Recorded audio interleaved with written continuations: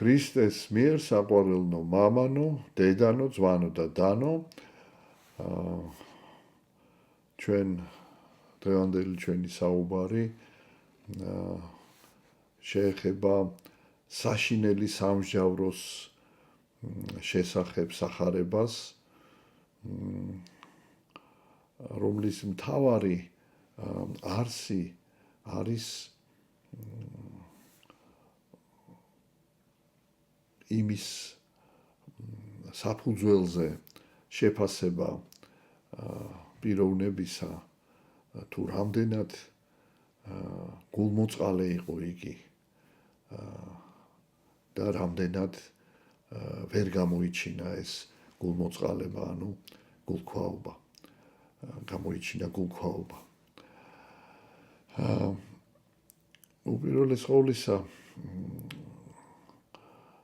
ეს არის მზადება, რატომ არის ეს სწორედ აი ამ დიდი მარხვის მოსამზადებელ პერიოდში, როგორც ჩვენ უკვე აღვნიშნეთ,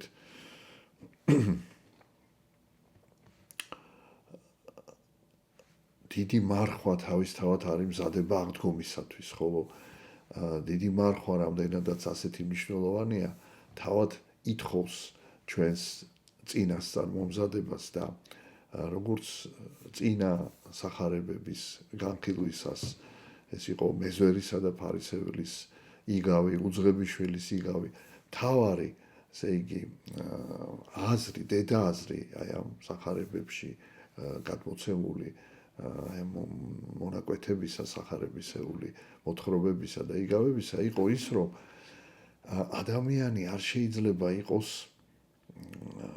თვითკმაყოფილი, არ შეიძლება იყოს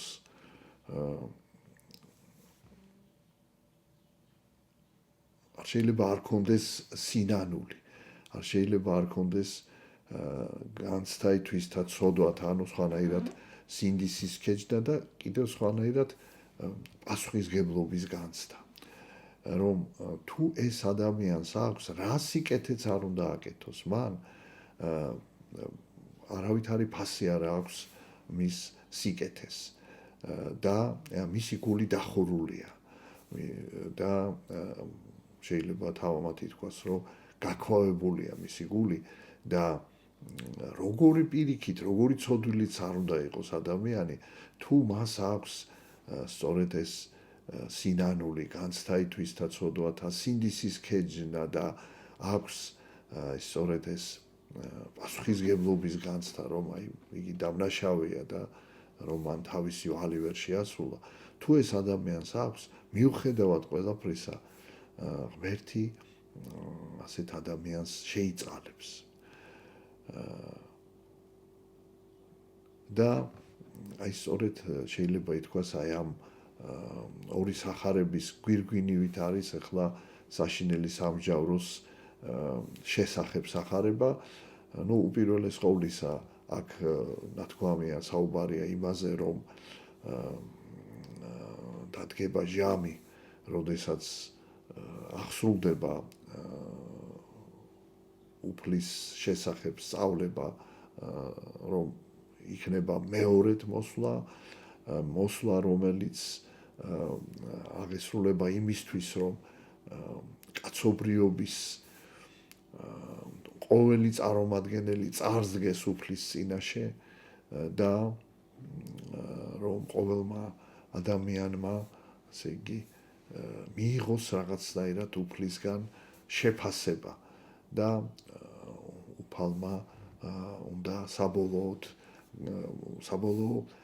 გადაწყვეტილება, განაჩენი უნდა იყოს იმისა, თუ ვინ როგორი ცხოვრა. აი ამის შესახებ ეს სახარება არის, ათეს სახარება იკითხება 25 თავის 31-დან 46 მუხლის ჩათვლით. წავიკითხოთ პირველი ნაწილი ამ სახარებისა. ხოლო რაჟამს მოვიდეს ძე კაცისა დიდებითა თვისითა და ყოველნი ანგელოზნი მისნი მისთანა, მაშინ დაჯდეს საღდართა დიდებისა თვისისათა და შეკრბენ წინაშე მისა ყოველნი ნათესავნი და განარჩინეს იგინი ურთიერთ არს ვითარცა იგი მწყემს მან, რა განარჩინის ცხოვარნი თიკანთაგან. აი, ესე იგი, კიდევ ერთხელ გვეუბნება სახარება, რომ დადგება ჟამი, როდესაც იესო ქრისტე მოვა მეორედ, მაგრამ ეს მოსვლა იქნება პირველი მოსვლისაგან განსხვავებით, იგი რიგითი იუდეველის სოციალური დაბალი ფენის ოჯახში მოვიდა, დაიბადა, მაგრამ ეხლა ეს მეორედ მოსვლა იქნება დიდებით, როგორც ღმერთკაცი ანგელოსთა თანა და დაიწყება, ესე ვთქვათ, განსჯა კაცობრიობისა და როგორც მწყემსი ცხოვრებს თიკნებისგან განარჩევს, ასევე განარჩევს უფალი. და აი რა იქნება ის, რის საფუძველზეც მოხდება ეს გარჩევა. აი დავიკითხოთ შემდეგ ეს ტექსტი. და დაადგინეს ცხოვარნი მარჯვენით მისა და თიკანი მარცხენით. მაშინ რქუას მეუფემან მარჯვენით და მათ მისთა, მოვედით კურთხეულნო მამისა ჩემისანო და დაიმკვიდრეთ გამზადებული თქვენთვის სასუფეველი დასაბამიდან სოფლისად. რამე თუ მშიოდა და მეცით მე ჭამადი, მწყუროდა და მასუთმე, უცხო ვიყავდა შემიწყნარეთ მე, შიშველ ვიყავდა შემოსეთ მე, სნეულ ვიყავდა მომხედეთ მე, საპყრობილისა ვიყავდა მოხვედით ჩემდა. მაშინ მიუგო მას მართალთა მათ და რქვან, უფალო, ოდეს გიხილეთ შენ მშიერი და გამოგზარდეთ, ანუ წყურვიელი და გასვთ. ოდეს გიხილეთ შენ უცხო და შეგიწყარეთ, ანუ შიშველი და შეგმოსეთ შენ. ოდეს გიხილეთ შენ უძლური და საპყრობილესა შინა და მოვედით შენდა და მიუგოს მეუფემან მან და რქუას მათ, ამენ გეტყვით თქვენ, რაოდენი უყავთ ერთსა ამას, მცირეთაგანსაც მათა ჩემთასა, იგი მე მიყავთ.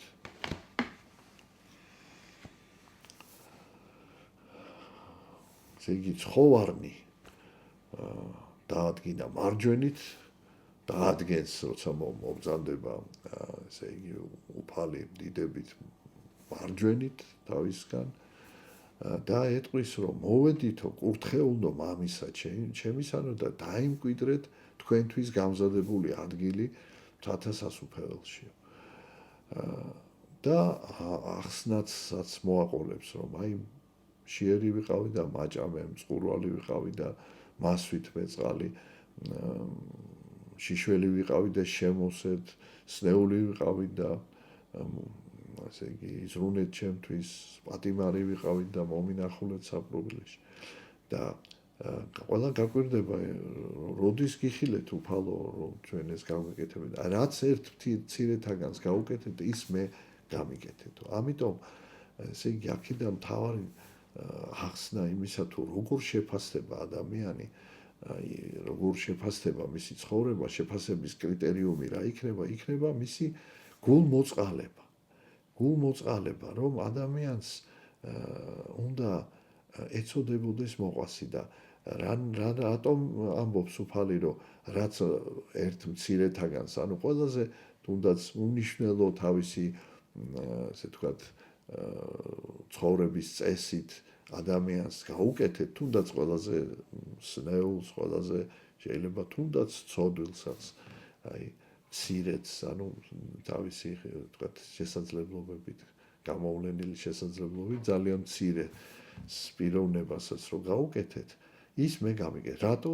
იმიტომ რომ ადამიანი არის ხატი ღვთისა და მასში არის ღვთაებრივი, აი ეს, ასე ვთქვათ, ვერთის მსგავსება და როცა ჩვენ ადამიანს ამას უკეთებთ, ჩვენ დასაკვირველია, აი ამ ხატებას ვემსახურებით და ფაქტიურად ღმერთს ვემსახურებით და მთავარი რა არის, რომ აი რატომ ესე იგი ახერხებს მაშინ კითხვა დავსვათ, ვინ მოახერხა ეს და ვინ გააკეთა. ეს შეიძლება მოახერხოს ადამიანმა მხოლოდ მაშინ, როდესაც მისი გული არ არის გაქოვებული.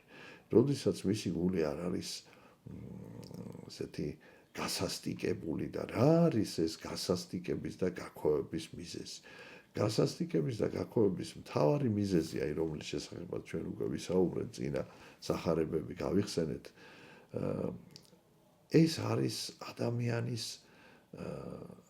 მიერ საკუთარი პიროვნების მიმართ გაუცხოება, საკუთარი სიბრმავე, საკუთარი თავის ვერ დანახვა, როცა ადამიანი ვერ ხედავს თავის თავს, ვერ ხედავს თავის ადამიანურ სისუსტეებს და რაღაც ესე იგი მიზეზი ამისა ამ ვერ დანახვისა არის თვითონ ადამიანში. ეს არის გაქცევა აი ამ თავისი ნაკლოვანებისგან. ადამიანს არ სურს აღიაროს თავისი ნაკლოვანება, არ სურს ესე იგი აგოს პასუხი იმ საქმეებზე, რომელიც მისი უძლურების გამო, მისი არასრულყოფილების გამო ხდება მის ცხოვრებაში. რატომ არ უნდა ამაზე რო პასუხი აგოს ადამიანმა? იმიტომ რომ ამის აღსრულება ადამიანისგან ითხოვს ძალიან ბევრი რაიმეს ტვირთის ტარებას, მიღებას იმ განსაცდელებისა, რომელიც ცხოვრებაში ადამიანს ვთქვათ შეემთხვევა, მიღებას როგორც გარკვეული აი შედეგი მისი არასრულყოფილებისა და რაღაცნაირად ადამიანი თითქოს აი ეს თვითონ გაურბის აი ამ რეალობას, გაურბის იმ რეალობას, რომ ისი პასუხისგებლობას გაურბის აი ამ სიმძიმის ტვირთისგან პასუხისგებლობას და ცდილობს, რომ თავისი თავს კი არ მოთხოვოს პასუხი, აი მიზეზი დაინახოს მრავალი ესე ვთქვათ მის მიერ არასწორად აღსრულებული ესე ვთქვათ შეუსრულებელი უпроსწორად მცნებისა, არასწორი ქმედებებისა დაინახოს გარეშე მოვლენებში, რომელიც ვითარდება ნებისმიერ ადამიანის ცხოვრებაში, სხვა ადამიანებში, ანუ გაექცეს თავის პასუხისგებლობას. აი ეს არის სწორედ აი თავი და თავი, რის გამოც ადამიანი შეიძლება ითქვას, რომ ვეღარ ხედავს საკუთარ თავს, აღარ აქვს თავის თავზე სწორი წარმოდგენა. არამედ რა არის ეს იგი სწორი წარმოდგენა, როცა ადამიანი ხედავს, რომ იგი არასრულყოფილი არსებაა, რომ იგი ამ არასრულყოფილების გამო მცნებას ძალიან ხშირად ვერ ასრულებს, ანუ არღვევს და უნდა რასაკვირველია კონდეს აი ამ უკმაყოფილება საკუთარი თავით, სინანული უნდა კონდეს და უნდა ეძიებდეს აი ამ დაძლევას საკუთარი ღმერთის დახმარებით და ამის დაძლევას უნდა ეძიებდეს და აი ეს არის სწორი ხედვა და როგორც კი ადამიანი აი ამას გაურბის, რადგანაც გაურბის ტვირთის ჯვრის ტვირთველობას, რომელიც უფალმა ყველა ადამიანს მოგვცა ჩვენი ჯვარი, ამას გაურბის, იგი თანდათან, ესე იგი თვალს ხუჭავს საკუთარ უძლურებაზე, საკუთარ სნეულებაზე, საკუთარ პასუხისგებლობაზე და აი როგორც ვთქვით, სხვას გადააბრალებს, მოვლენებს გადააბრალებს, სხვა ადამიანებს გადააბრალებს და აი აქ სწორედ იწყება სხვისი განკითხვა და საკუთარი თავის განდიდება და ქრისტიანი და ჭეშმარიტი ნორმალური ადამიანი პირიქით საკუთარ თავს შეხედავს რაღაც დანაშაულს და სხვაში კიდევ თუ მაინდა-მაინც რაღაცას დაინახავს უარყოფით, სიბრალური აქვს იმ ადამიანისადმი, არ განიკითხავს, იმიტომ რომ თვითონაც სნეულია, თვითონაც უძლურია და პირიქით უთანაგზნობს. აი როგორც მას ჭირდება თანაგზნობა, უძლურ სნეულს და ღვთისგან ითხოვს ამ თანაგზნობას, იცის რომ იმასაც ჭირდება და იმასაც უთანაგზნობს და ეხმარება.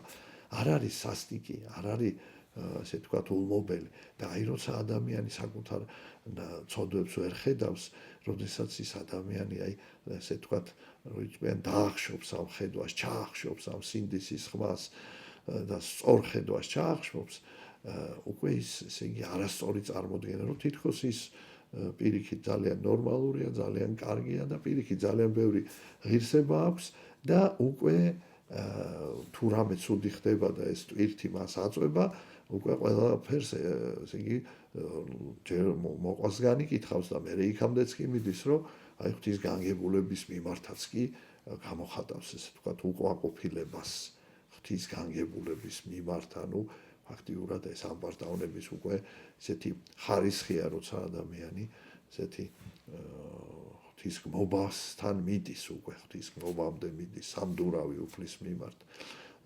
დრტვინვა უკვე ეს არის სამდურავი და ფაქტიურად აი ღვთისმობის დასაწყისია, გაუცნობიერებელი დასაწყისია და აი სწორედ ეს არის, რომ თუ ესეთი გული აქვს ადამიანს, ესე თქვათ, შემოსვლილი, ანუ დამდაბლებული, აი ეს ღმერთმა არ შეურაცხყოფს, ამბობს დავით წინასწარმეტყვი. რატო? იმიტომ რომ არ შეურაცხყოფს, იმიტომ რომ ის უთანაგრძნობს მოყვას, ის განიცდის თავის უძლურებას, ნეულებას და ღმერთს შენდობას თხოვს. აი სწორედ ესეთი ადამიანები აკეთებენ სიკეთეს. შეიძლება ზოგჯერ მეტად, ზოგჯერ ნაკლებად, მაგრამ აი თუ ვერც აკეთებენ, მაშინაც ესე იგი რაღაც უკმაყოფილონი არიან თავის გამოს. და აი მეორე შემთხვევა, როდესაც ადამიანი უკვე აი ასე დაახშობს ამ სულიერ ხედვას თავისივე არასწორი შეფასებით, თავის ცოდვის გამართლებით, ამპარტავნებით, პატივმოყვარეობით, შურით, განკითხვით, პრისხანებით, რტვინვით, აი ესეთი ადამიანები უკვე გულს იქვავებენ და არავით არის სურვილი არ აქვთ არავის დაეხმაროთ. თუ ეხმარებიან, ისიც აი შეიძლება რაღაცა მექანიკურად ხდება, ანუ გულს გარეთ ხდება რაღაცა ესეთი შინაგანი სურვილი აღარ არის. ესეთი